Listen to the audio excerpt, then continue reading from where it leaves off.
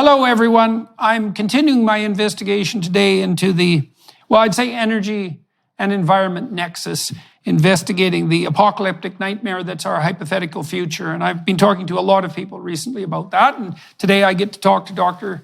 Stephen Koonin, who's extremely well qualified to be discussing both issues, energy and environment. He is a senior fellow at the Hoover Institute and a university professor at New York University with appointments in the Stern School of Business, the Tandon School of Engineering, and the Department of Physics.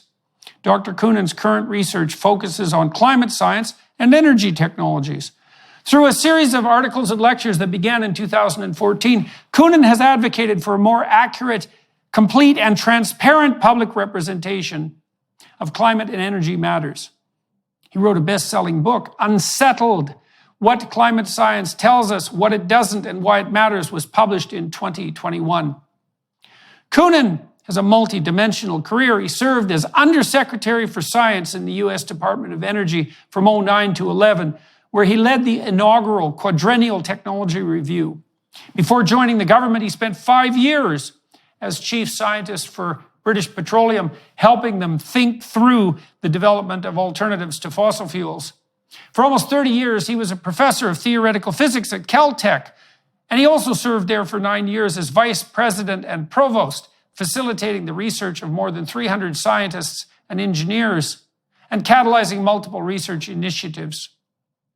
In addition to the National Academy of Sciences, Koonin's memberships included the American Academy of Arts and Sciences and the JASON group of scientists who solve technical problems for the U.S. government. He's been a trustee of the Institute for Defense Analysis since 2014 and is currently an independent governor of the Lawrence Livermore National Laboratory. He served similarly for Los Alamos, Sandia, Brookhaven, and Argonne National Labs. He has a BS in physics from Caltech and a PhD in theoretical physics from MIT. He's the author of the classic 1985 textbook, Computational Physics, and has published 200 peer-reviewed papers in the fields of physics, astrophysics, scientific computation, energy technology and policy, and climate science. Looking forward very much to talking to Dr. Koonin today. Okay, so the first thing that we need to point out to everyone is that Dr. Koonin is by any standard an outstanding scientist. 200 publications would put him in, at minimum, the top 1% of published research scientists. So, and Caltech's a deadly institution, or at least it was, up there with MIT and one of the jewels in the University of California system. And then it not only... No. It's a private university. It's not one of the universities. Oh, I'm sorry. Systems. Oh, that's right. It's Caltech. Caltech. Right. Yeah. That's my right. mistake. Yes. My mistake. Right. Yeah. A small West Coast technical school, as we used to describe. Right. So, do you think that there's a STEM school in the U.S. that has a better reputation than Caltech, other than MIT?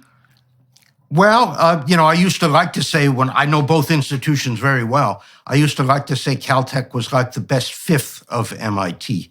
It's about 1/5 the size. Right. But in terms of, again, it depends on which discipline you're looking at, but overall, you can't really distinguish between Caltech and MIT and, in some domains, Stanford. Right. These are all really good schools. Right. And the best of science and engineering, not only the education, but for this discussion, more importantly, the research. Okay, so now you also, another thing for everyone to consider here is that Dr. Koonin has also not only worked as a researcher and a lecturer, et cetera, but he also worked as a scientific administrator. I think that's probably the right phraseology within the university system, so was able to evaluate and track and learn about a variety of different scientific disciplines, but then also worked in the private sector for BP. We should address that right off the bat. And then in government. So you really have a broad, very, very broad background professionally. Now, I suppose the appointment in principle that makes you least credible on the climate denial front is probably your posting at British Petroleum, because people... let's talk about that. So why doesn't that just make you a shill for BP? Right. This is about 2004. And my name had been fed into a search that BP was running for the chief scientist. And eventually I get a call from the then CEO, John Brown, and he says, come be chief scientist. And I said, I don't know anything about the oil business or the energy business. I know energy is conserved. I'm a physicist, but I don't know about practical energy. And he says, don't worry, you'll learn. And they brought me in not to help them find oil or gas. They were very good at that. They didn't need me to do that. But to figure out what beyond petroleum, which was the tagline at the time, what beyond petroleum really meant in terms of technologies, in terms of viable businesses. And so I picked up the family and we moved from Pasadena to London. I moved from academia to the private sector. And I like to say for the first couple years, I was the world's highest paid graduate student because I had run of the company, run of the industry, just learning all this stuff about practical energy. In the end, I think I helped them quite a bit over the 5 years I was there, teaching them how to think about energy, what technologies were promising, what ones might actually make a difference in terms of the environment, but also in terms of a viable business. So it was a wonderful experience. And I would assert one of the problems we have today is that people who talk about energy don't really understand energy systems or the energy businesses. And any academic who's working in those fields, I would say, go spend a year in the private sector because it will change your perspective enormously. Okay, well, let's delve into that a little bit. So you opened up two avenues of questioning there, I would say. One is, well, three. Why did you decide to leave academia and go to the private sector? What did you learn about, say, beyond petroleum? I mean, first of all, I think it's rather peculiar in some real sense that British Petroleum has as its motto beyond petroleum, given that the fossil fuel industry is so necessary and stable. But it's very interesting that they have done that. And then, so I'm very curious to pick your brain about what you actually saw as promising, if anything, on the alternative energy front. So, and then I guess the third question is, what did you learn as a consequence of working in private industry that you really didn't know when you were working in academia? So, oh, yeah. Okay. Okay. Oh, wow. That's a very broad palette. Let me just talk personally. Why did I decide to leave? Yeah. I had been provost, which is second in command at Caltech, for 9 years when BP approached me. 9 years is a long time to spend in any job, particularly one that's as demanding as trying to corral 280 faculty together and oversee the research operation. I had always been interested in the private sector, and through discussions with colleagues, I understood that energy and climate were hot topics and well worth investigating.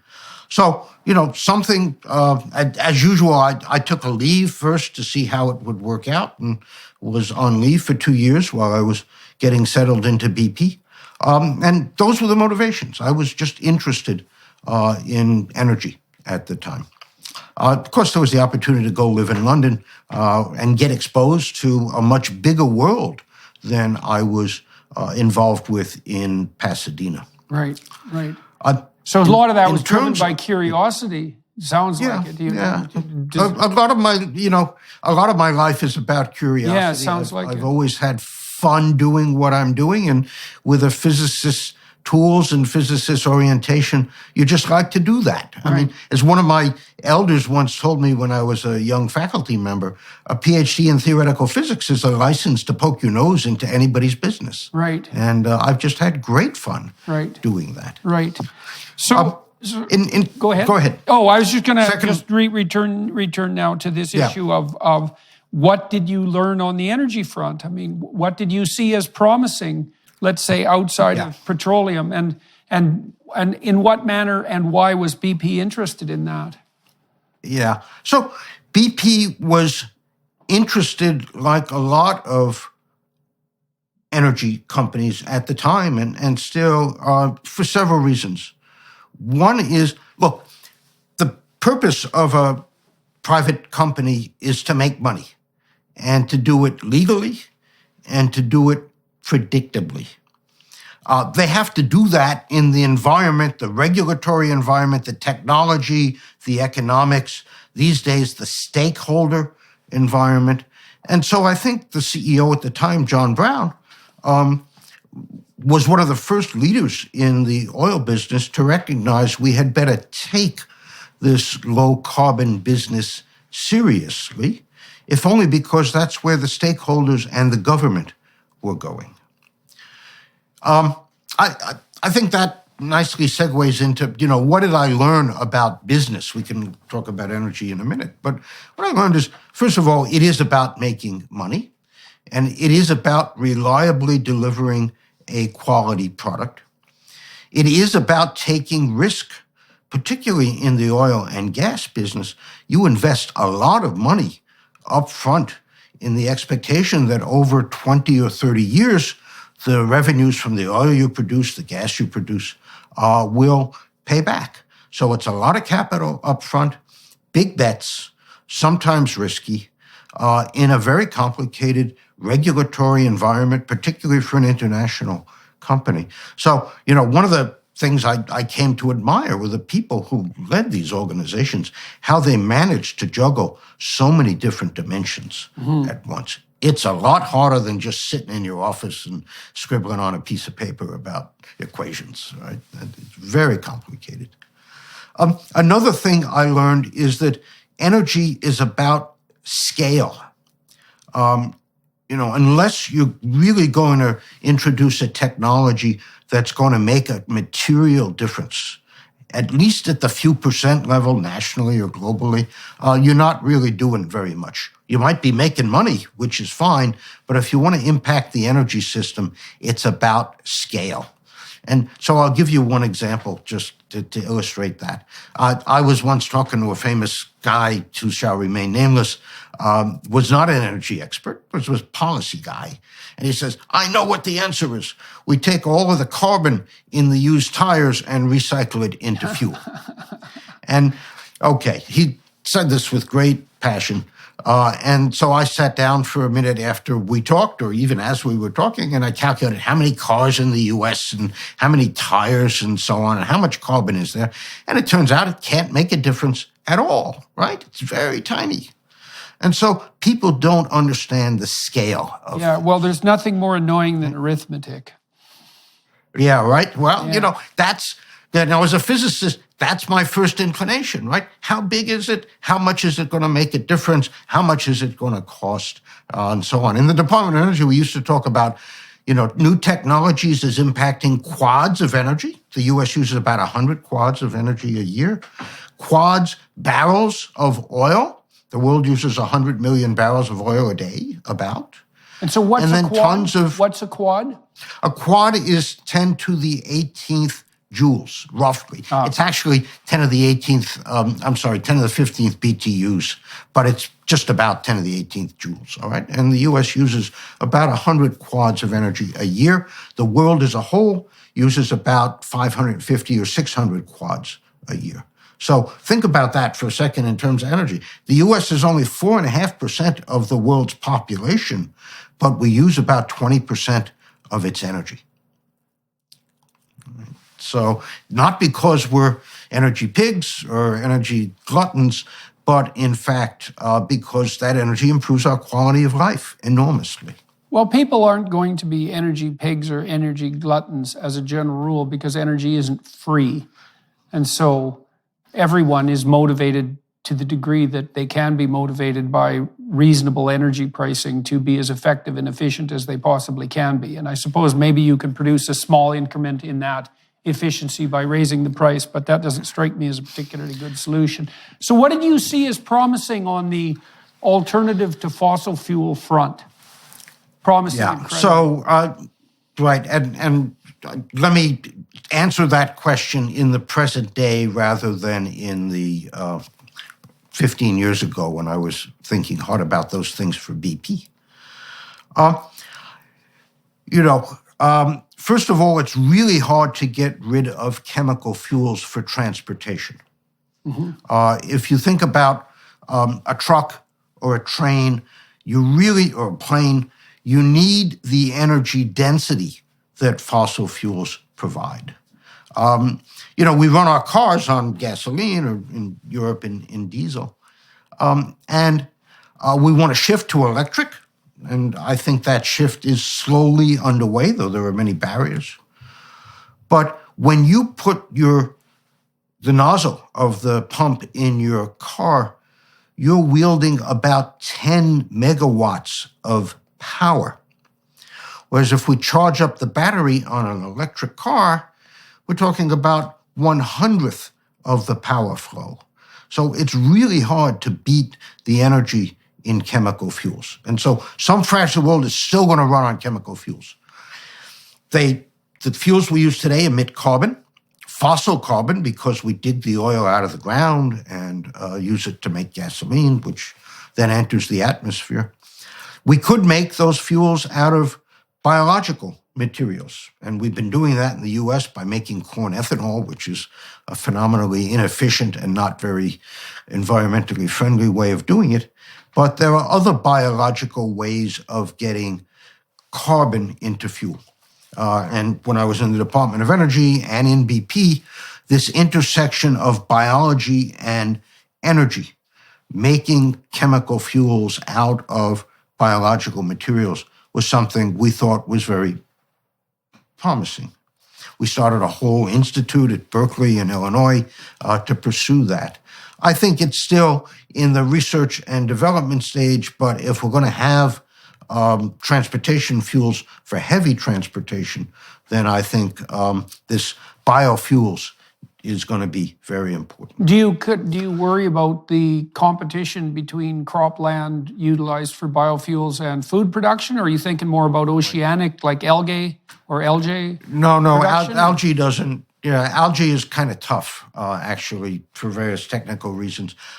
We would grow things, but the idea was to use plants that do not compete for farmland, or to use the waste part of the food, the cellulose, rather than the carbohydrates. And is there anything on that front that's viable, like commercial and at scale at the moment, or? No, we can't do it. It's the cost, which is really the issue. You got to break down the cellulose, which is the structural material of the plants, into sugars and then ferment the sugars. And the cost right now is still 2 to 3 times what gasoline costs. Okay, well, so we could say, and people do say, well... Whether you're selling footballs or fine art, Shopify simplifies selling online and in person so that you can focus on growing your business. Shopify covers every sales channel, from an in-person POS system to an all-in-one e-commerce platform.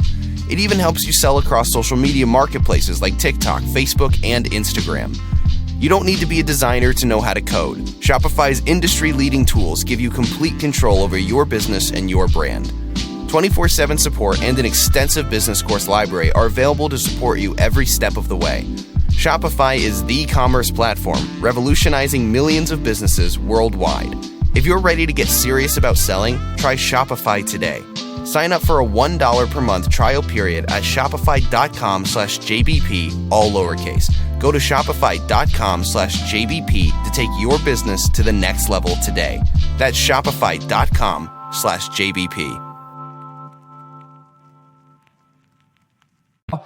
Damn the cost, that it's real costly if the planet burns up in 100 years. And so why not just force people to, or require or incentivize people to, pay 3 or 4 times as much for their energy usage now?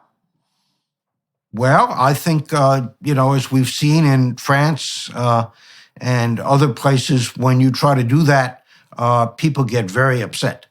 And in fact, there's tremendous disruption. And in fact, this whole energy transition that we're talking about, if you do it too rapidly, it's tremendously disruptive, because energy touches every part of our lives. And so you got to go slow. There is no climate crisis. We can get onto that in a bit. Let us take our time, develop the technologies, introduce them gracefully, and eventually reduce emissions as required. Yeah, well, that graceful introduction doesn't seem to me to be something that can be managed from a top-down perspective very straightforwardly. I mean, first of all, we're seeing a tremendous amount of instability on the energy provision front in Europe at the moment, partly because of winter, partly because of the war, partly because of, I would say, clueless, hypothetically environmentally oriented policies in the past. And so let me lay out a couple of problems I see with renewables and tell me what you think about that, okay? So, well, the first is that obviously, and this has really been a problem in the UK recently, you don't get a lot of electricity when the wind isn't blowing and the sun isn't shining. And we've had prolonged periods of wind drought in the winter in the UK, and that's a real catastrophe. Now,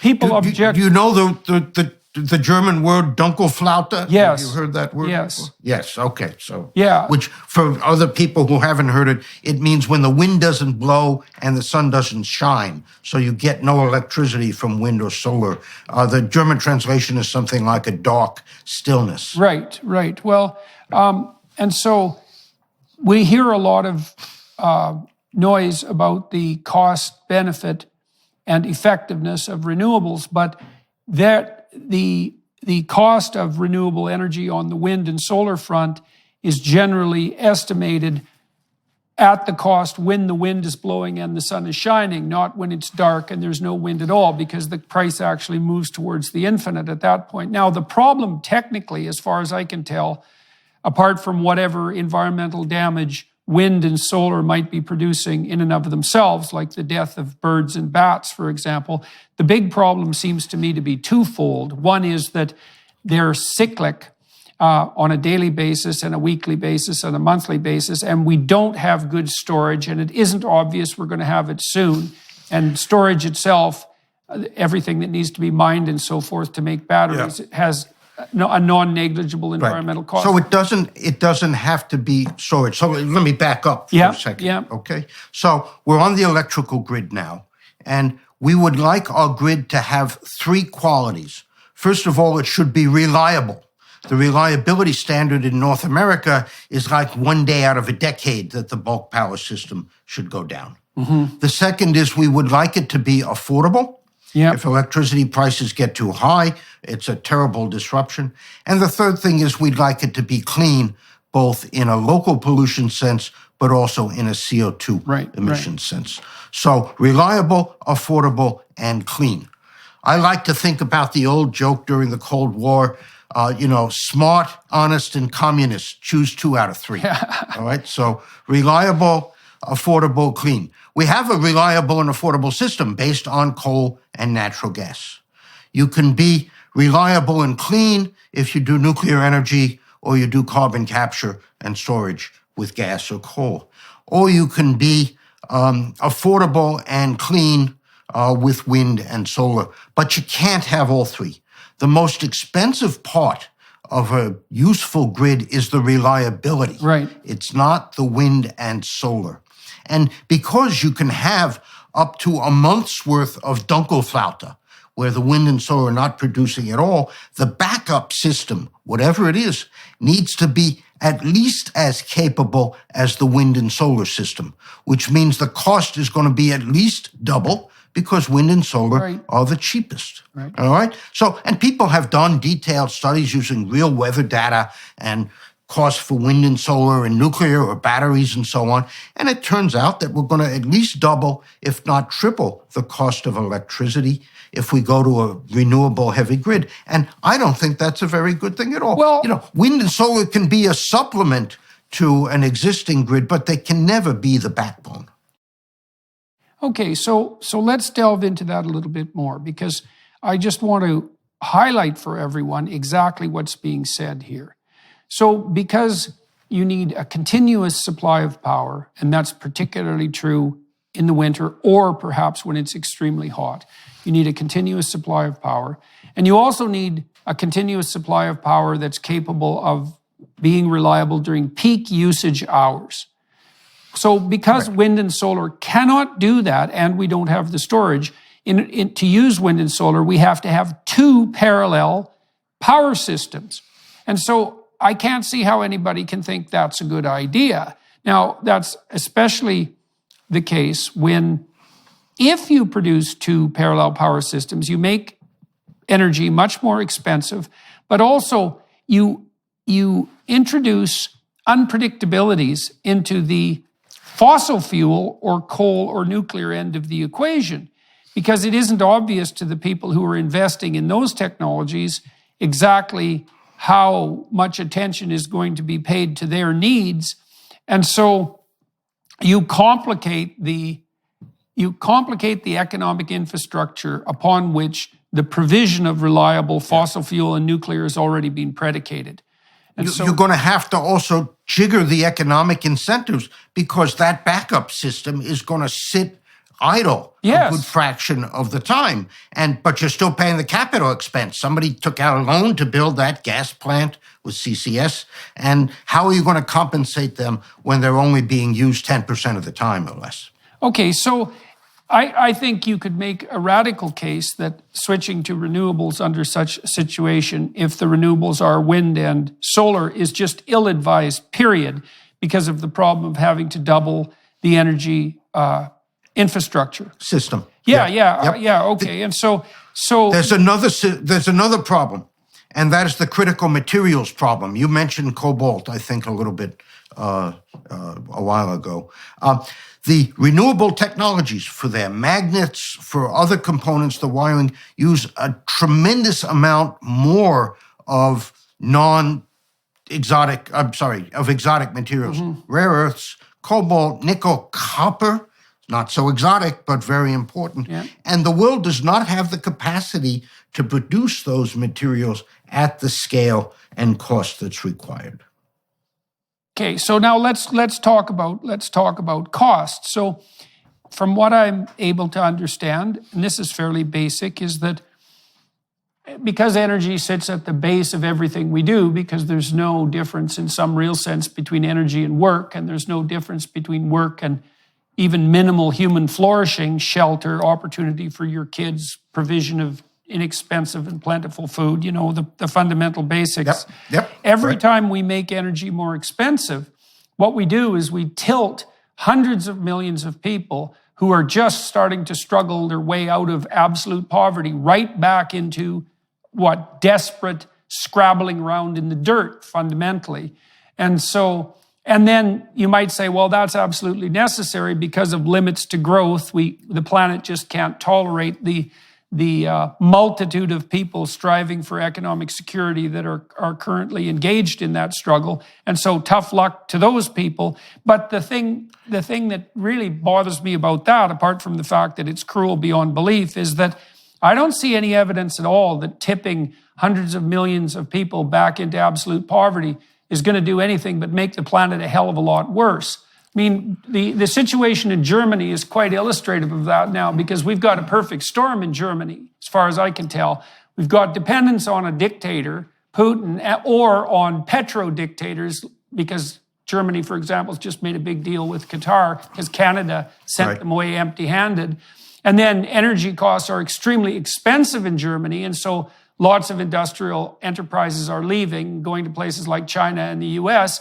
And then also the entire power structure is now incredibly unreliable, and it's more polluting by a large margin than it was 15 years ago. Yeah, all true. Okay, yeah, so all that's true, which is incredible for incredible for a country that is founded on rationality and sensible engineering, and invented many of the technologies that are used in a modern fossil fuel-based energy system. Nuclear fission was discovered in Germany, right? This is crazy. I think, Mrs. Merkel is at the heart of a lot of those decisions.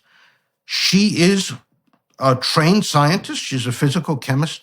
I know from talking to people who have talked with her, she understood all of this, but was beholden to the electorate and made the decision based on politics rather than what she knew about energy technology. Yeah, I don't even think that this is based on politics per se. I think what happens to these leaders, and I've seen a fair bit of this in Canada, and I know about it firsthand, and in the US for that matter, is that people get inflamed about a particular issue because they're afraid, let's say climate change. And then the politicians who have very little courage on the electoral front use very, very badly designed public opinion polls to sample people's terror at the level of whim, and then they pander to it. And I don't think that that's necessary, because I don't think there's any evidence at all that kind of public opinion poll-driven pandering is a reasonable short, medium, or long-term political solution. So it's actually quite a mystery to me how... Go ahead. I was going to say, in these issues, at least for climate and energy, there are underlying scientific and techno-economic realities. If you own a small to medium-sized business that kept employees on payroll through COVID, you may have a big cash refund waiting for you. The Employee Retention Credit is a tax credit of up to $26,000 per employee. Right now, more businesses than ever qualify. The experts at RefundsPro.com can help you cut through the red tape and qualify for this government program. Most of their refunds are over $100,000. Even businesses that have received PPP funds may be eligible. And there are absolutely no fees unless you receive a refund. There's no reason not to apply. If your business experienced shutdowns, limited capacity, supply chain challenges, or reduced revenue due to COVID, you likely qualify. RefundsPro.com has already helped hundreds of businesses. Don't lose the refund you're owed by missing the deadline. Get started today with a free 5-minute questionnaire at RefundsPro.com. That's refunds with an S, pro.com. And you cannot violate them without running into big trouble. And Germany is a wonderful example where they just ignored the techno-economic realities. The same is true of the climate story, where some combination of some of the scientists, the media, the politicians, and the NGOs have quite unreasonably hyped the alleged climate threat. Both climate and energy are complicated, nuanced subjects. They can't be distilled down into sound bites. What we do involves trade-offs, and the politicians will not let the public be informed enough about those trade-offs to make a decision. Yeah, well, some of that's a problem. It really is, in part, a problem of complexity, right? I mean, because you can imagine that there's an attraction to relatively simple hypotheses. And maybe that's a good one. That's Occam's razor in some sense, although you don't want your explanations to be any simpler than they need to be. And so we have, well, it's reasonable to be concerned about the environment. Part of the environment is climate. Part of climate is carbon dioxide. Maybe we should just focus on carbon dioxide, and then we're doing the right thing. And that's where people get led down the garden path, because you don't get to be a planetary savior by jumping up and down and saying carbon dioxide is bad. Like that's too oversimplified, and the politicians capitalize on that. Right. So let me give you one simpler response to that, which I found to be pretty effective. And I would credit Alex Epstein for the general thought, right, on whom I know you've spoken with. There are 1.5 billion of us in the developed world, US, Canada, EU, Japan, and so on. And we enjoy abundant energy. It's a little more expensive at the moment because of market issues, but by and large, we've got a great deal of energy, and it lets us live the kind of lives we live. There are 6.5 billion people on the planet who don't have that energy. And as they develop, as they improve their lives, their energy demand is going to grow. And the only way, not the only way, but the most effective way to let them have that energy is by fossil fuels. Electricity, gas, coal, transportation, oil. And I think Alex very effectively argues that it is immoral to deny them the opportunity to develop with adequate energy. Yeah, well, we could. And I think I've I not would heard push of it. an adequate response to I would that. push that past unethical into the realm of murderous. I think it's absolutely unforgivable for the West to ever say anything about whether or not the developing countries, and that would include China and India, have any right to start moving away from wood and dung, which also kill many, many people while they're burning, toward coal and natural gas and nuclear.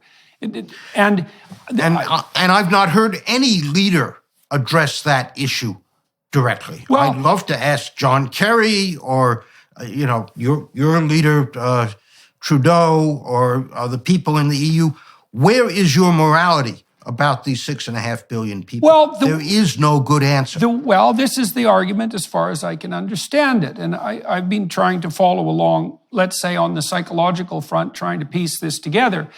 It's something like pay now or pay later. Sure, many, many people are going to suffer if we raise energy prices and put on limits to growth, but that will be nothing compared to the suffering of people 50 to 100 years down the road if we don't take emergency action now.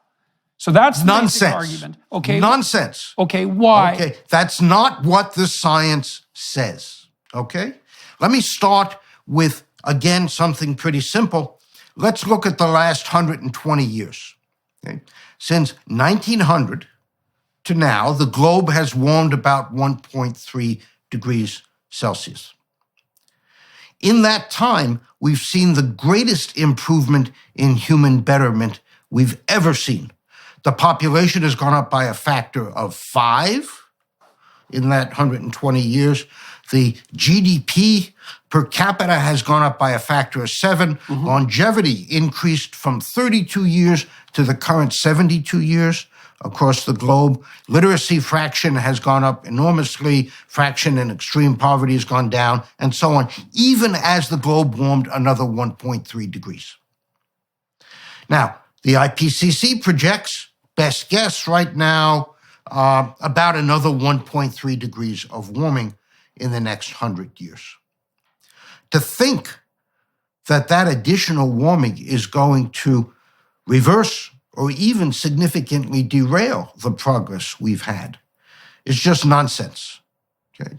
And in fact, the IPCC reports say that, at least on the economic front, a few degrees of warming is a few percent hit on the GDP. Which will increase anyway, substantially over the next 100 years. Right. So instead of going up by 400%, it'll go up 385%. Right, or something. Right. Which is within the uncertainty, well within the uncertainty of prediction. So the notion of a climate catastrophe is just nonsense. Okay, so I'm gonna push. It says it right there in the reports. Okay, I'm gonna push you on that, and I'm gonna try to take the hypothetical alternative scientific perspective. So back, I guess it was 100 years ago, 150 years ago, something like that, Thomas Malthus wrote his famous essay on population and extinction in some real sense. And so for all those of you who are listening, you need to know this idea. So Malthus, who was quite a smart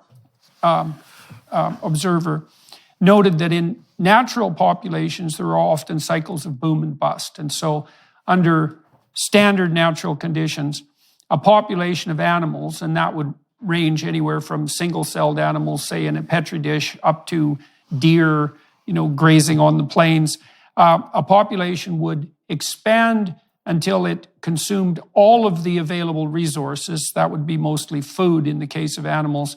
And then having overconsumed would precipitously collapse. And that's balanced in the natural world to some degree by predation and the competition between different species. But fundamentally... Between species, yeah. Right, but fundamentally, given limited resources, a given population will expand until it exceeds the carrying capacity of the environment. Now, Malthusian biologists assumed that model was relevant to human beings by assuming that we were subject to the same constraints. And so you really saw this kicking into high gear in the 1960s, where people like Paul Ehrlich, who has plenty of sins on his conscience, let's say, made the case in the mid-60s, along with the Club of Rome, that by the year 2000, we'd have so many bloody mouths to feed on the planet that commodity prices would shoot through the roof and everyone would starve. I remember reading, as you probably did, The Limits to Growth, right? The Forrester book, right? Right, and the time... Of course, we know now, yes. Well, and the time frame prediction was the year 2000. Now, one of the things we should point out, that if you're putting forward a scientific hypothesis that's testable and falsifiable, it's incumbent upon you to specify the appropriate time frame. You don't get to say the human race is heading for an uncontrollable Malthusian catastrophe sometime in the next 10,000 years. It's like you can just go away with those ideas. If you can't specify the damn time frame, then you should shut the hell up. Verifiable, testable hypotheses are the essence of science. Right. So, absolutely. So people like Ehrlich, who predicted, for example, that commodity prices were going to spike through the roof by the year 2000 and everyone was going to starve, are wrong. And the reason they're wrong, at least in part, is because the Malthusian predictions, they don't apply to people. And I think the reason they don't apply in some fundamental sense is because we're capable of the death of our ideas instead of the death of our bodies, right? So we can adapt. Adaptability is maybe the defining characteristic of humans, all right? We are wonderfully adaptive. People live, from Hudson Bay down to the equator, and we do just fine. And I think, at least to judge by past experience, you have to have faith that we as a species will figure it out. Because we've always done that in the past. Yeah, and we've done it under more trying conditions than we have now, I might say. Absolutely. Too. And there's a lot of brain power available in the world now, too. And that's one of the massive benefits of having a larger population. I mean, there's more smart people alive now, especially smart and educated people, than there has been at any point in the past.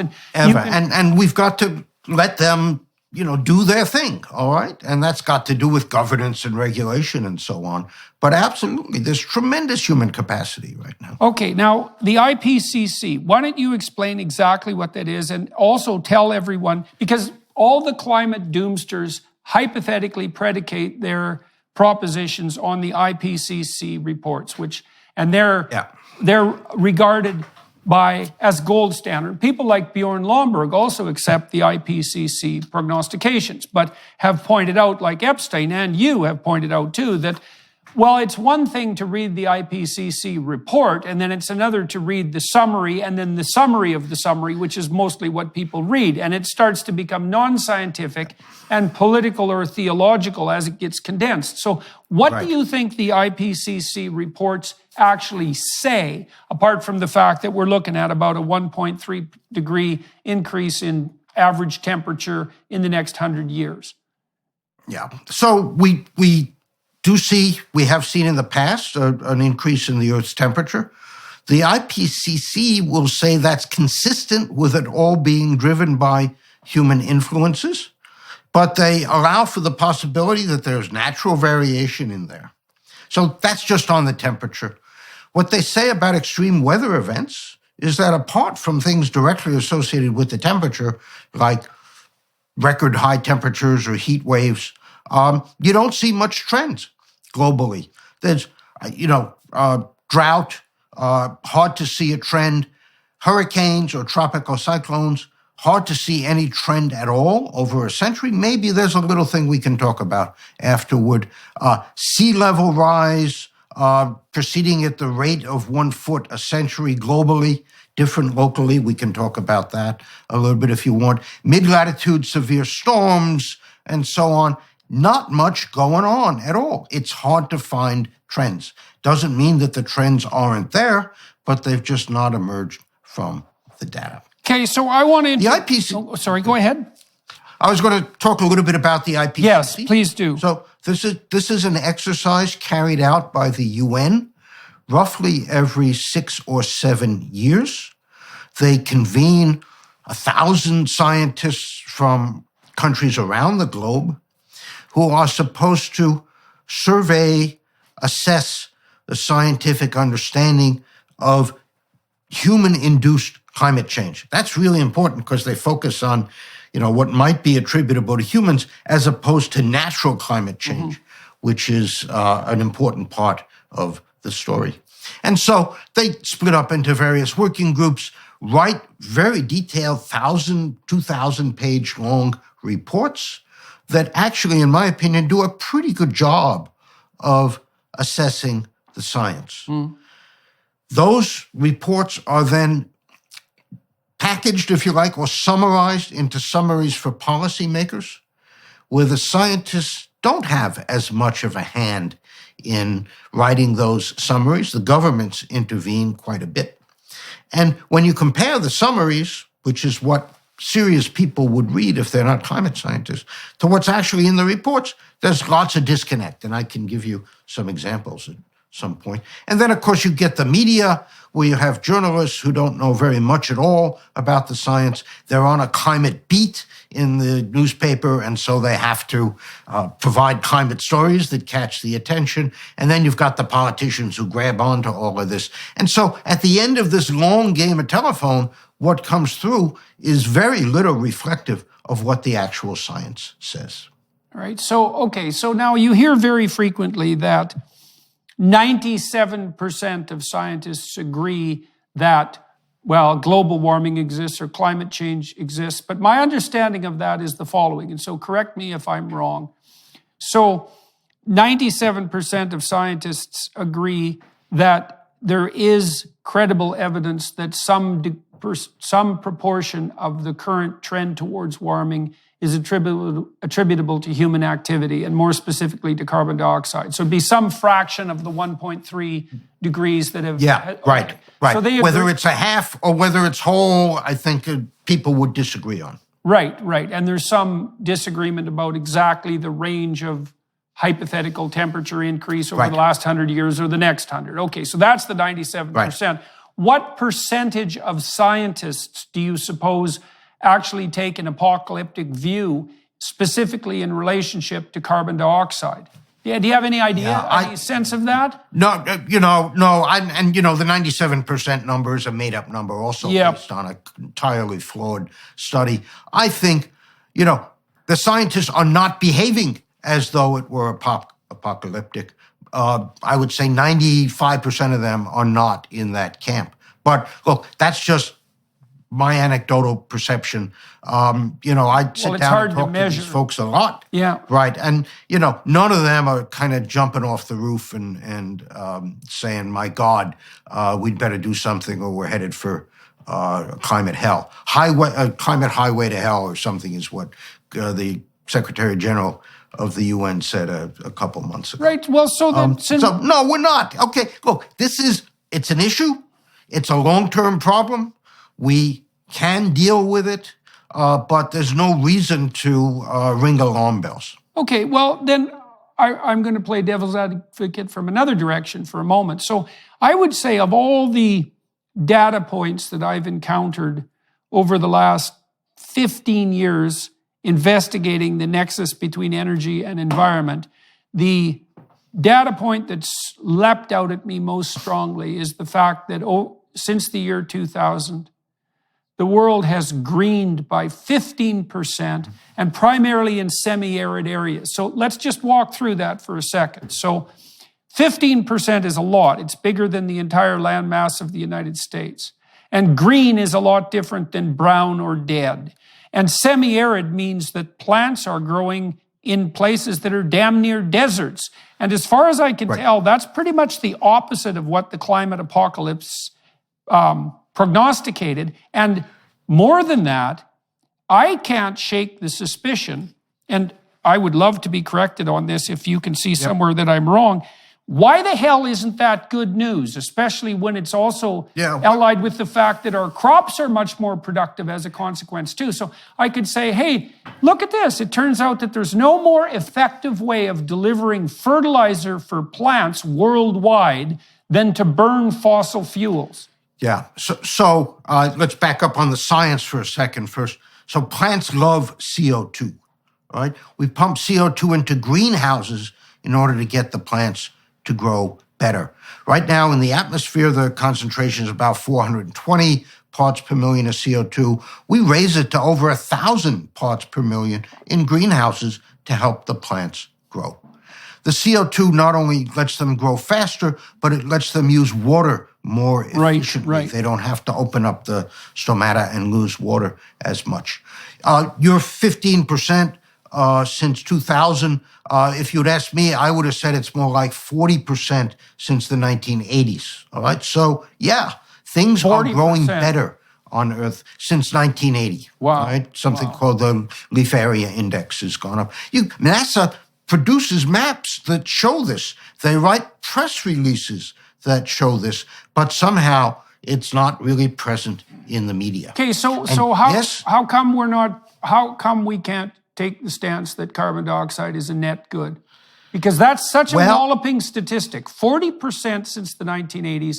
I mean, I don't know of another set of data that has, well, let's call that scale. Right, that's really something. And green... That's important, right? And if you look at the agricultural yields and so on, whether it's in the U.S. or India, has been going gangbusters on producing crops.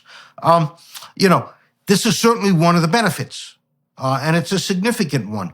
That has to be weighed against hypothetical, detrimental effects from global warming. And the net of them is a few percent. Again, it's in the noise. You can't distinguish it. There are other factors about human well-being that are much more important than whether the climate's changing or not. So, if I were to be a little snarky, it's almost a nothing burger. The science says that if you read the reports, but the detrimental effects get hyped up by various players. The other thing that I've seen the drum being beat about quite assiduously, let's say, in recent years, and maybe I don't know how much you know about this. I don't know enough about it, that's for sure.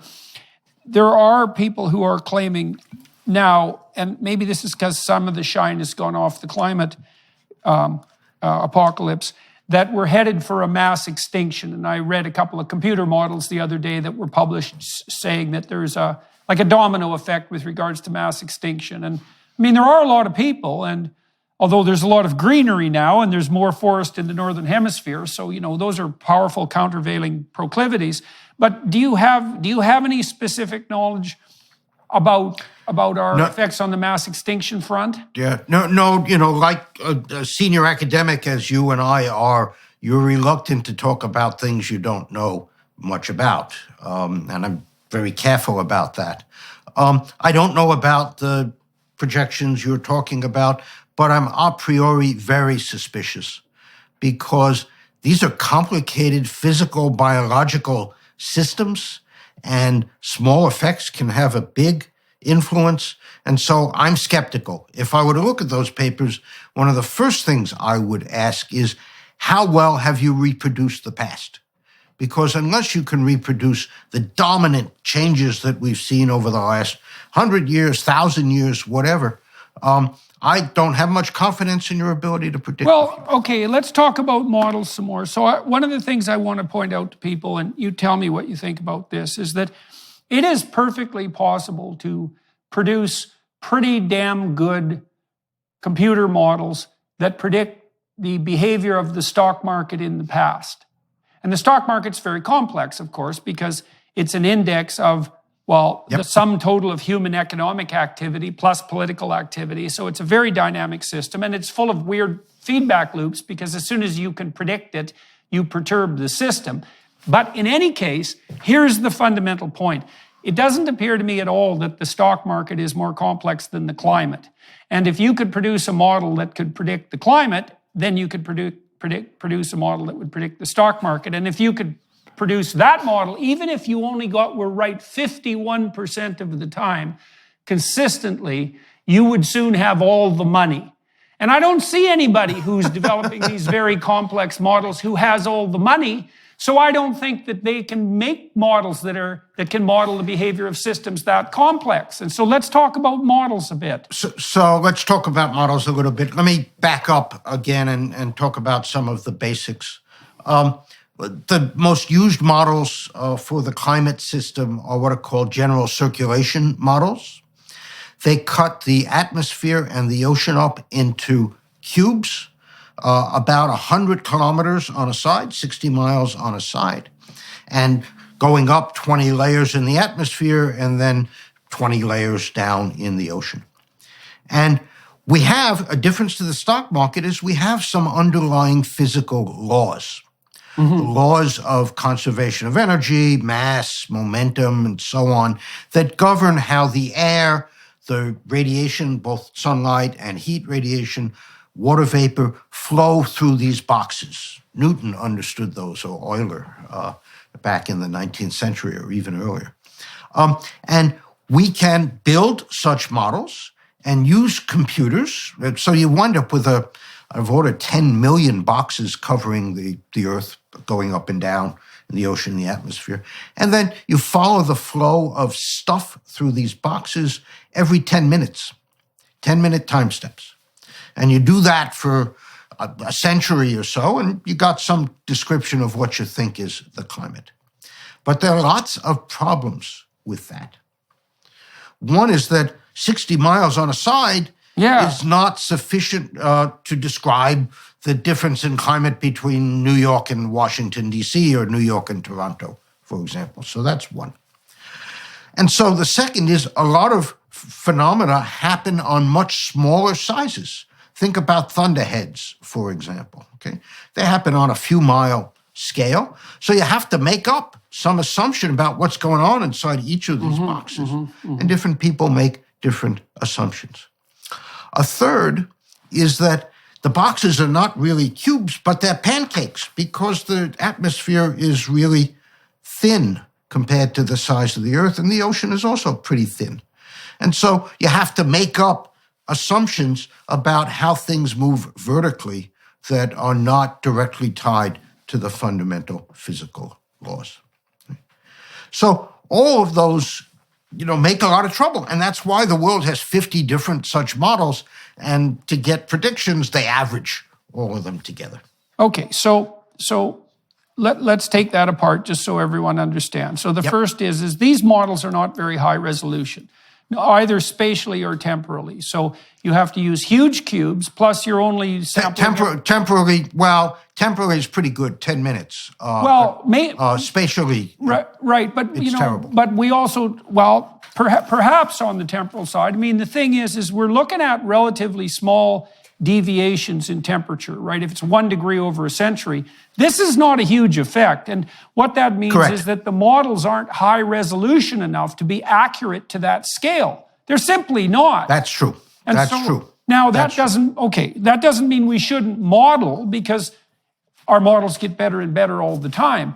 But there's a big difference between modeling something, even if you can make it accurate to predict the past, and being able to model the present. But there's a walloping difference between being able to model the present and being able to model climate 100 years from now, because the errors compound as you predict out into the future. Yes, that's certainly true, although you hope to be describing averages that are reasonably well predicted. There's several comments about that. One is, human influences are small. They're, as you say, a 1% effect. We're concerned about a rise of 2 degrees, whereas the Earth's surface temperature is about 300 degrees, so it's like a 1% effect. The second is, we're interested not in describing the climate, but in describing how the climate responds to those influences. That's the big question. And that's an order of magnitude harder job than describing the climate itself. The third thing is we're looking over time scales of 100, 150 years, and we have terrible data to describe what happened in the past. Yes, we have reasonable confidence about the average global temperature, but what goes on in the oceans, which is really where climate happens, the oceans are the long-term component of the system, we have terrible data until about 20 years ago when we started putting out floats of various kinds. Well, and how good is the ocean data? The ocean's pretty damn deep, and it's not like we can measure everything that's happening in the ocean. I can't imagine we understand long-term current flows from the depths well enough to be predicting climate alteration on the scale of a few degrees. That just strikes me as unbelievably preposterous. Right. Studies that have attempted to reproduce the warming of the ocean show that the ocean was warming at about half the current rate, even as the Little Ice Age started to end. And so untangling this long-term natural variability from the effect of human influence, which has only really been significant for the last 70 or 80 years or so, is a very, very difficult problem, maybe the central problem in climate. Okay. Now, you talked about when you were at BP, you got somewhat excited about the possibility of biofuel. We didn't really continue down that road. What are your thoughts on the nuclear front, let's say, and did you see developments there that you regarded as like with a lot of people talk about modular nuclear power, for example, right. which Right. So full disclosure first, I began life as a nuclear physicist. Right. And so the atom is my friend. I'm a scientist, not an engineer. I don't think I could build a credible nuclear reactor, but I certainly understand how they work in great detail and understand the economics and the business and so on. I think if the world is serious about reducing carbon dioxide emissions, nuclear power has to be a big part of the future. Essentially zero emissions, reasonably economic, and a demonstrated technology, right? Roughly 20% of U.S. electricity comes from fission. 80% of French electricity comes from fission. Maybe it's 75 now. So, we know how to do this. The problem is that the big ones, particularly in the U.S., the existing power plants, of which there are about 90-something now in the U.S., are very expensive.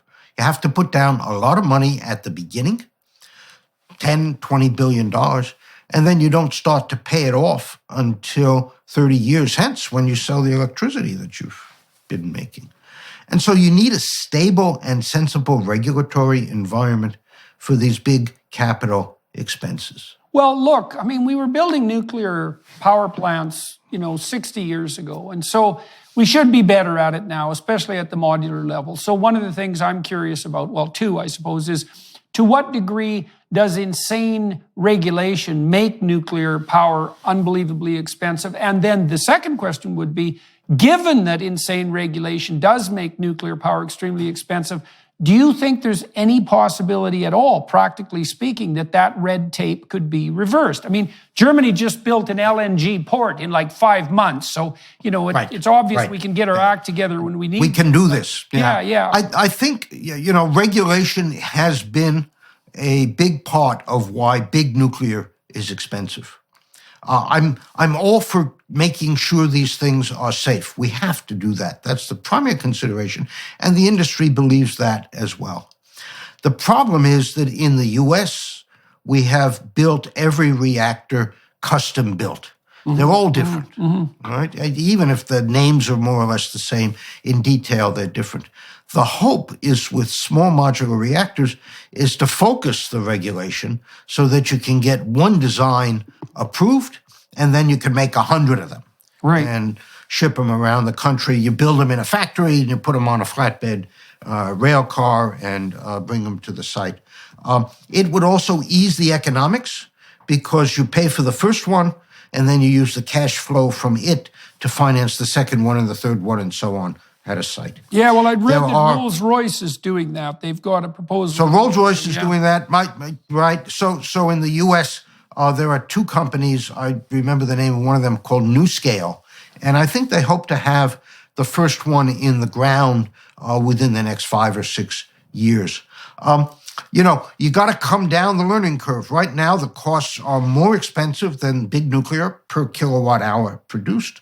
But as they come down the learning curve and build more of these and so on, the costs should come down. They'll still be more expensive than gas, for example, to make electricity, but at least you won't have the CO2 issues. The waste issue, which people talk about also with respect to nuclear, is a technically solved problem. Okay, how is it solved? Monitored retrievable storage. You put it underground, you monitor it, the waste decays, the heat from the waste decays. After 100 years, it's almost all gone, and then you can pull it back out if you needed the energy in it. We only burn about 5% of the uranium in the waste that's there in the waste, and so it's soluble. So, okay, I started looking into the sorts of things we're talking about 10 years ago, and maybe 15 years ago. Okay, so one of the things that really shocked me, well, there were two things. The first was that when I started looking into the energy and environment nexus in detail, I got more optimistic rather than less. And I thought, oh my God, things are a lot better than I thought they were. People are getting richer at a stunning rate. It looks like there's a positive relationship between population growth and wealth. The planet is cleaner and better off in many ways than it's been for a very long time. Like, there's real reasons for optimism. And then I also, so that was shocking. Then I also learned, and this was also shocking, that there's a very positive relationship between GDP and environmental, let's call it, awareness and concern. So it looks like once you get people up to about the point where in their country the average GDP is $5,000 per person, people can stop scrabbling around in the dirt and burning everything and eating everything in sight, and they can start to think about what sort of environment they'd like to have for their children and grandchildren. The technical name is the Kuznets curve, which you probably right. And so then I thought, oh well, isn't this interesting? What this should mean is that if we wanted to, we could work really hard internationally to make energy cheap, and we could pull billions of people, the remaining people in the world, out of abject poverty. And the consequence of that would be that they would start to become locally concerned about environmental maintainability and sustainability, and then everyone would have enough to eat, and they'd all be educated, plus the planet would be better off. And then the question was, okay, and here's a question that we can really delve into. Why the hell aren't we doing this? It's like instead we're buying this crazy apocalyptic narrative that's making the planet worse, that's driving energy costs up, that's destabilizing us sociopolitically, when, as far as I can tell, the pathway forward to abundance and sustainability is pretty damn obvious and also not particularly expensive. So what the hell's going on? So I quote two folks relevant to this. One is H.L. Mencken, who was a journalist writing in the early part of the 20th century in U.S., very astute, very acerbic. And he's got a line in one of his books, which I'll try to reproduce. The purpose of practical politics is to keep the electorate alarmed by a series of mostly imaginary hobgoblins so that they can be clamoring to be led to safety. And you see the politicians grabbing on to these issues, whether it's the climate, whether it's immigration. They do it on both sides, right? All sides. The missile gap in the 60s. Whatever the truth was behind these, the politicians amp it up in order to get the electorate to actually do something, right? So that's one quote. The second is, there was this guy named Anthony Downs, who was an economist working in the 60s through the 90s or 2000s. He was first at UCLA and then at Brookings, so he was quite on the left. He had a number of insights to his credit, but one of them was what he calls the issue attention cycle. Namely, some issue, whether it's pesticides or climate, bubbles among the experts for a while. Nobody pays much attention to it. It suddenly bursts into the public consciousness, and everybody gets both alarmed but also enthusiastic about the ease with which they're going to solve it. Then everybody discovers, boy, this is going to be really hard to solve. And eventually the issue fades with time or morphs into something else. Yeah. And I think we are at kind of that third phase now with the climate where everybody is realizing just how hard, and I would say almost impossible, it's going to be to reduce emissions. Certainly net zero by the end of the century looks like it's just not going to happen. So I think that's what's going on. Okay, well, I'm going to add some psychological layering to that. You can tell me what you think of this. Well, so first of all, people are tilted towards attention paid to negative events. And so, for example, people are much more hurt by a loss of $5 than they are made happy by a gain of $5. So we're quite loss sensitive. Now, I think the reason we're loss sensitive is that, well, you can only be so happy, but you can be 100% dead. And so being more sensitive to threat in terms of magnitude of response per unit of reinforcement makes sense given that we're finite and vulnerable. And then we also have the problem that any given threat, almost any given threat, could in principle be personally and socially apocalyptic. So, for example, it could be the case that the aches and pains that you're experiencing today are the ground zero for an epidemic that'll kill 1/3 of the United States, right? I mean, it's very unlikely, but it happened with the Black Death. And I mean, the possibility of an apocalyptic outcome is always non-zero. And in fact, in personal life, it's always 100%, because the worst thing that could possibly happen to you will for sure happen to you. And so I think, eventually happen. Well, right. And so I think one of our problems is that because we're sensitive to negative information, and because there's always a potential apocalypse bubbling away in the background, it's very hard for us to distinguish collectively between threats that are valid apocalyptically and those that aren't. And then we tend to err on the side of panic, let's say. And that wasn't such a bad thing when our responses weren't as large as the potential problems. Because now what happens is that if we stampede in one direction, we're so powerful that the bloody stampede can be much worse than the problem. Yeah, absolutely. You know, Bill Nordhaus won a Nobel Prize in economics in 2018, I think. For one of the things he won it for was the realization that there's an optimal way in which to decarbonize. If you do it too rapidly, it's too disruptive, and you deploy immature technology. You do it too slowly, carbon dioxide builds up and promotes a greater risk.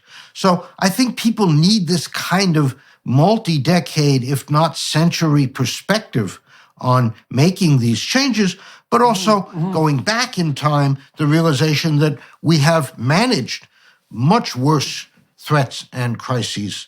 And as Bjorn Lomborg says, we should cool it a bit, relax, think it through, and do it in a deliberate manner. Well, we're also not that good, particularly now, at adopting, say, a few centuries long time frame. And it's not surprising because we don't live that long. But I mean, if you look at medieval Europe, there was the capacity for sustained imagination. So a lot of the great cathedrals, which were amazing engineering projects for their time, were construed over multiple centuries.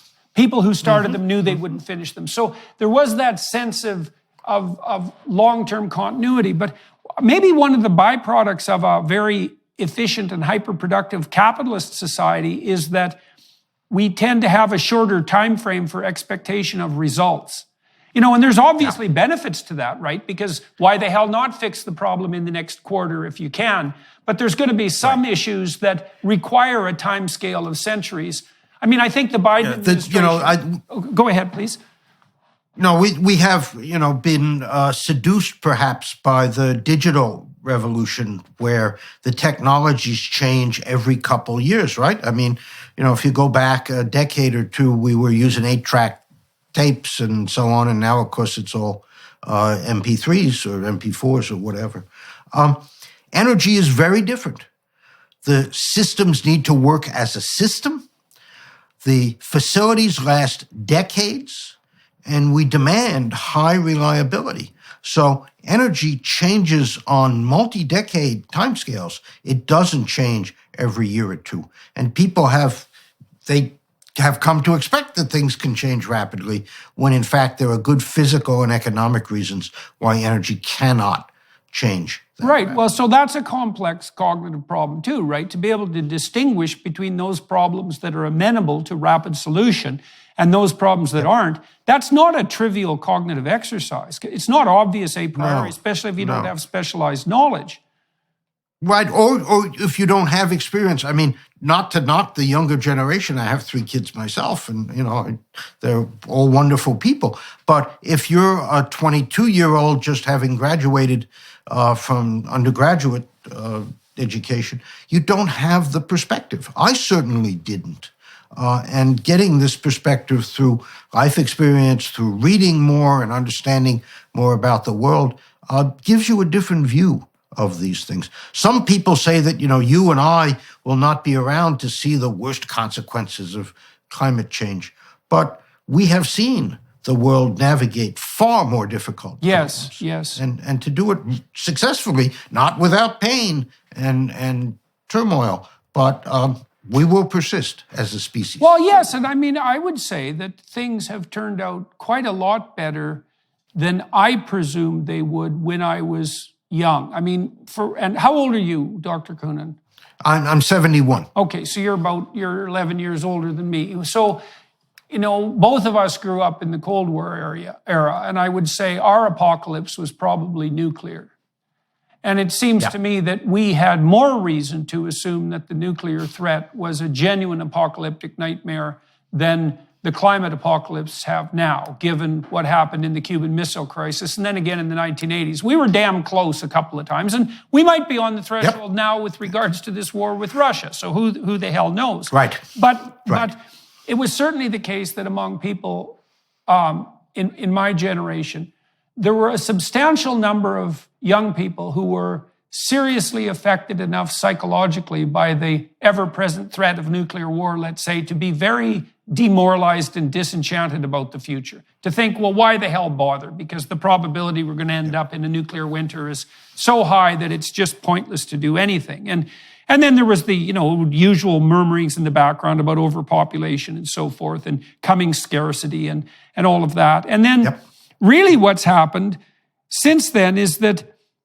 pretty much everything globally has got way better than anybody could have possibly imagined, right? Absolutely. And in very surprising ways. So not only is the planet greener, but it's much better fed. And obesity is a way bigger problem than starvation, and starvation almost never occurs except for political reasons. And we're distribution issues. Yeah, exactly. Right. And so, all things. And literacy has gone up, communications, mobility, health, longevity.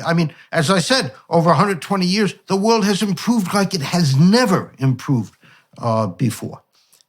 Yeah, so then we have, it's not like we're getting stupider, and I'm a bit concerned on the AI front, but so far, the additional computational resources we've been able to put at our disposal have been used in a fairly intelligent way. China is kind of worrisome on the totalitarian front and the nexus, but it isn't obvious to me that China is going to be particularly successful in their totalitarian ambitions. And the Chinese themselves seem to be getting pretty damn sick of having the state interfere with absolutely everything they do every second of their lives.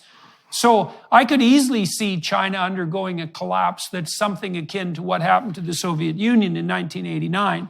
Their system is just too damn unwieldy. And, you see these people in Iran clamoring away for freedom. And so, maybe we'll see a positive development on that front. That might be nice. And so I just don't see any... Okay, first of all, I don't see any reason for an apocalyptic outlook. We could make things a hell of a lot better than they are now. Very, very... Absolutely. Now, who do you see operating at the international level on the leadership front that you regard as, or do you see anyone that you regard as a credible advocate for like a sensible nexus of environment and energy policies?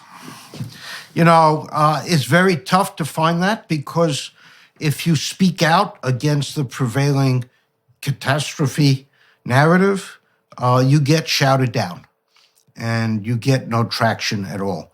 But what I do think is that, again, there are techno-economic realities that will eventually cause the system to do the right thing. Mm-hmm. I talk in private to leaders of energy companies, to politicians, finance folks, and I think if you and I were having that conversation with them in private, there wouldn't be too much disagreement. But many of these leaders feel captive or beholden, not to shareholders, but to stakeholders. And they dare not say anything that is a lot of that, off the narrative. A lot of that's just straight outright cowardice in my estimation. You've been you've been, you wrote this book, Unsettled, and people went after you, but look at you. You're alive. You seem to be thriving. Your book was quite successful. I mean, how did you escape the apocalyptic consequences of cancel culture? Like, how did you manage that? I think one of the foundations of the book, or one of the principles when I wrote it, is that I would only use material that was out of the IPCC reports or the quality research literature or the primary data itself. In other words, I wasn't making anything up. It's all traceable back to those gold standard sources. And so people can accuse me, as they have, of cherry picking or not telling the whole story. And of course, I have responses to all of that. But by and large, they have a very hard time criticizing what I've written. They can criticize me, shill for the oil industry, not a climate scientist, denier, et cetera, et cetera. But by and large, I've only gotten very positive reactions from other people who've actually read the book. I mean, I can tell you stories about some of the nonsense criticisms that leveled at me. But I mean, you've been able to do this, and you haven't been like hung and drawn and quartered by the horrible mob. I know that being mobbed can be very unpleasant, and I know many people who've been canceled, and it's a life-changing experience. So I'm not trying to minimize that, but you'd hope that there would be a modicum of courage on the political front so that some people could come out and say, well, we don't really need to go down this idiot limits to growth route that we've been pursuing expensively and counterproductively for 60 years. We could just do what we could to make energy more abundant and cleaner and cheaper for poor people, and we could raise their sights to the future. And as the measures that governments are implementing to try to get to that unattainable future, whether it's bans on internal combustion engines or increased renewables that are going to make the grid expensive and unreliable, eventually people will be impacted directly and they'll be mad because it's not being done in a graceful or thoughtful way. And I think people will then say, why are we doing all this again? The U.S. is only 13% of global emissions. And if the U.S. went to zero emissions tomorrow, it would be negated by a decade's worth of growth in the rest of the world.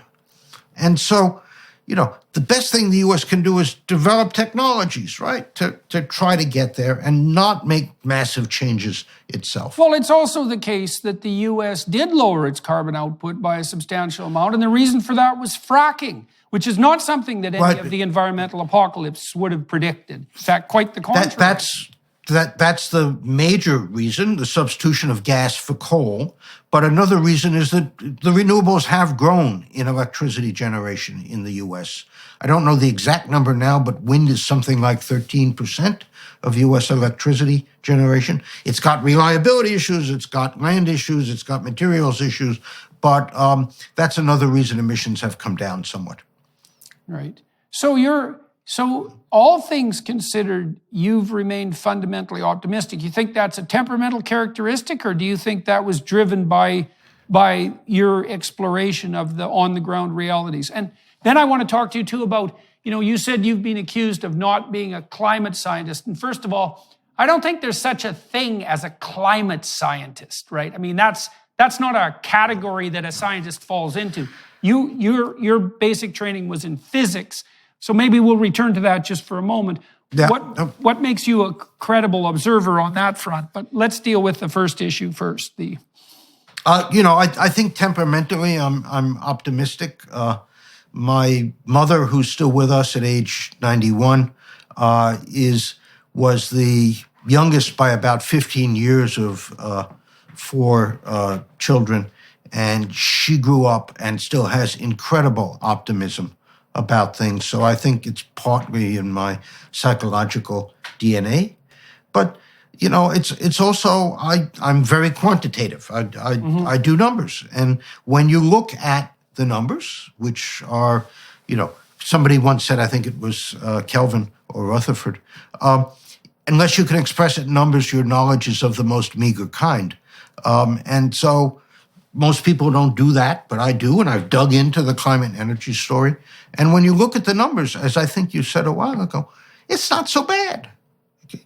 There's no apocalypse in the future.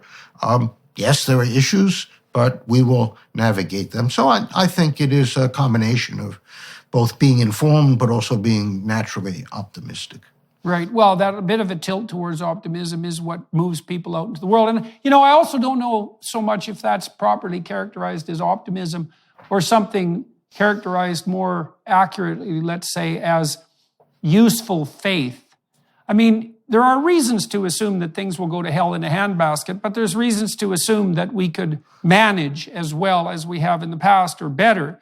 And I think that one of the attributes that tilts us towards managing well in the future is the willingness to have some faith in our ability to adapt and to do the right thing. And when we're constantly presenting young people with the picture of human beings as destructive environmental and cultural forces, we squash that natural faith, which is, well, yeah, there's problems because being alive is a problem, but we have a host of potential solutions at hand, and we're not without resources in the face of our challenges, and the resources are multiplying. This is the second immoral dimension of what the current scene looks like. Not only are we trying to deny 6.5 billion people adequate, reliable, affordable energy, but we are, particularly in the West, depressing the younger generation in a most unreasonable way. They don't want to have children. They think the world is going to go to hell in the next 10 years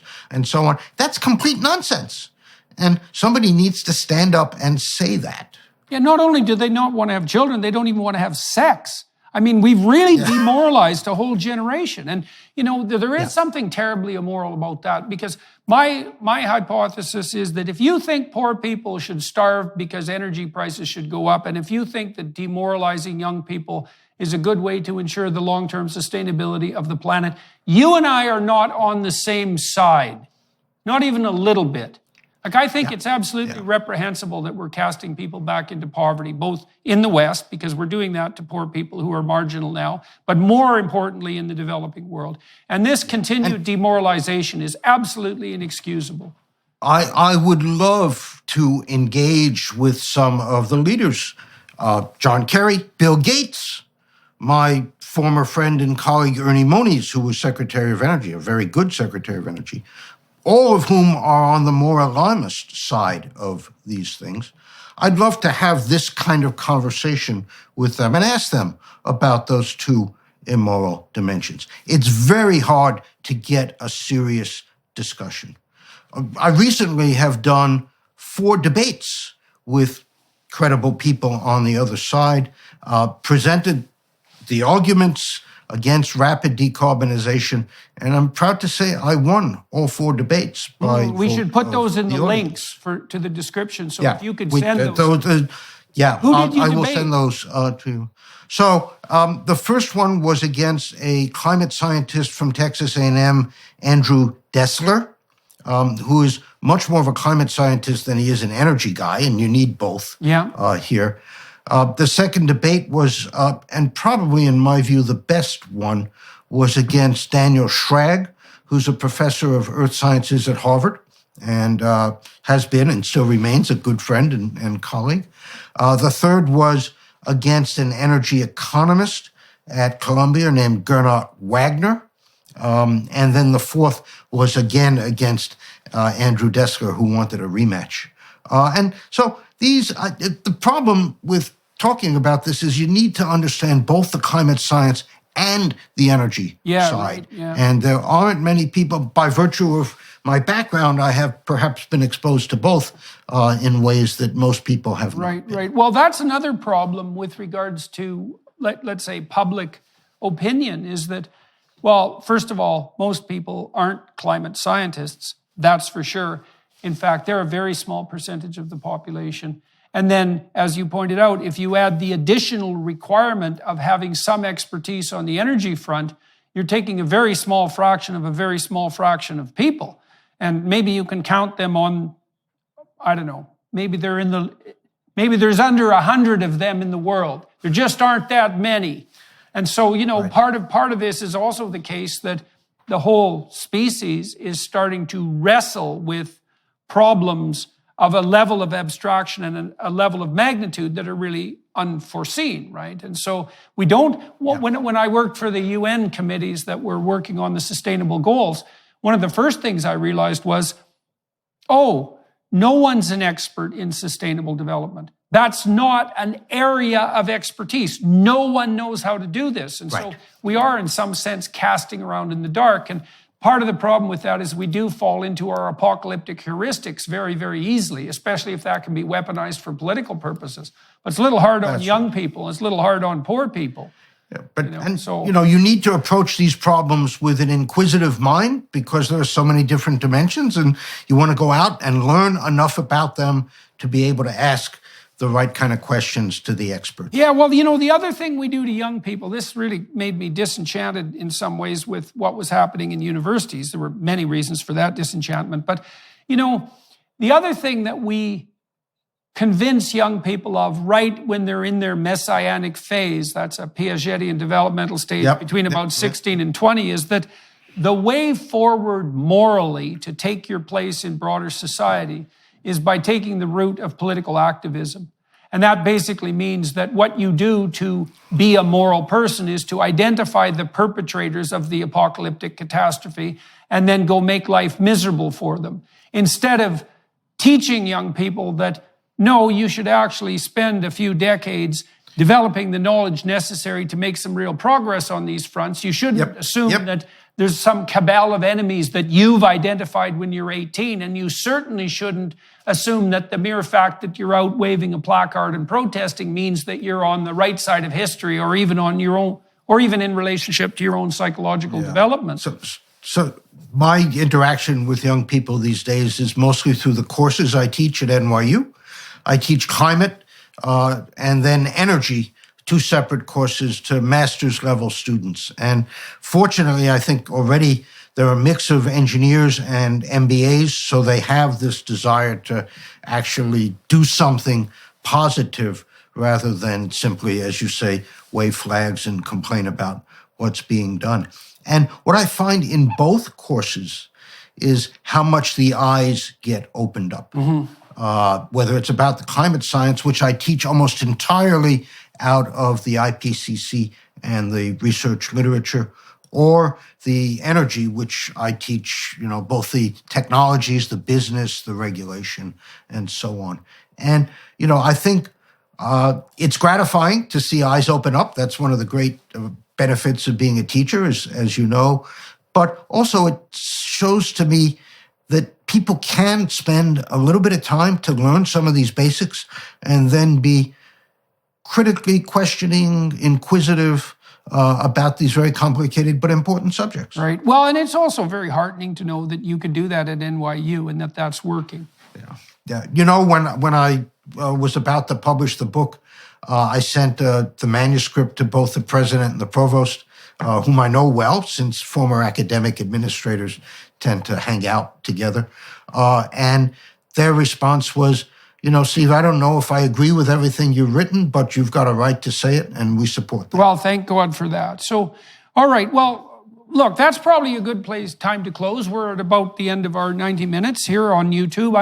I'm going to talk to Dr. Coonan a bit more on the Daily Wire Plus platform. As many of you who are watching and listening know, I like to take my guests and do some investigation into their particular biography, because I think it's useful for people to hear about how people's successful destiny makes itself manifest in their lives. And it also helps please me on the clinical front, because I like finding out about people's lives. And so we're going to switch over to the Daily Wire Plus platform to do that for about half an hour.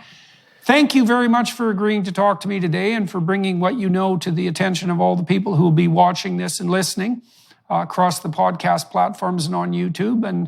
And it's quite positive to be speaking with so many people who are knowledgeable now about the climate apocalypse, and who have drawn the conclusion that this is something that we can handle, and that we could handle in a very good way if we were even remotely careful. And hopefully that will be, as you pointed out, maybe the tide is starting to turn on this, and we're going to start to understand that we can think in terms of centuries and that we can actually manage this. Hello, everyone. I would encourage you to continue listening to my conversation with my guest on dailywireplus.com.